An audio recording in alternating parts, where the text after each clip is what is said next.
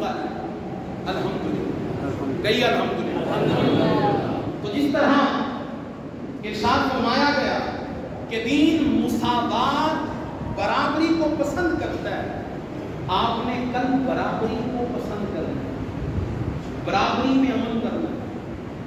یہ نہیں ہے کہ اگر جاننے والا امیر ہے تو اس کو شام پر بھر کے گوشت بھیج دینا ہے، اور جو غریب دروازے پہ آ گیا تو اس کو پہلے تو دھتکارنا ہے، ڈانٹنا ہے۔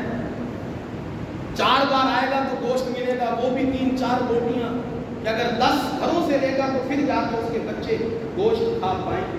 خدا کے لیے ایسا نہ کرو، ایسا نہ کرے۔ میں نے پچھلے جمعے میں بھی جو قربانی کا مقصد تھا اسے بیان کیا تھا کہ قربانی کا سب سے بڑا مقصد وہ غربا جو سارا سال گوشت نہیں کھا سکتے۔ یار ایسے بھی تو لوگ ہیں نا جن کو گوشت نصیب نہیں ہوتا، اس موقع پر ان کے گھروں تک گوشت پہنچائے، بجائے اس کے کہ لوگوں کو لائنیں لگوا کر لوگوں کو ذلیل کریں، عزت کے ساتھ ان کے گھروں تک گوشت پہنچوائیں۔ اور یہ یاد رکھنا، ہاں آپ غربا کو گوشت دے کر کوئی احسان نہیں کر رہے۔ کوئی سمجھ رہا ہو جی میں تو احسان کر رہا ہوں، کوئی احسان نہیں ہے آپ کا، یہ آپ پر دین نے لازم کیا ہے، دین کا حکم ہے، شریعت کا حکم ہے، آپ شریعت کے پابند ہیں۔ آپ بندوں پہ احسان نہیں کر رہے جی میں نے تجھے کلو گوشت دے دیا تو میں بڑا محسن ہوں تیرا، اب آ جا یہ کام کر دو۔ نہیں نہیں نہیں نہیں، آپ کوئی احسان نہیں کر رہے۔ اور اگر دینا ہی ہے اللہ کی رضا کے لیے تو اچھے انداز سے دیجیے اور ٹائم سے دیجیے۔ کب دیجیے؟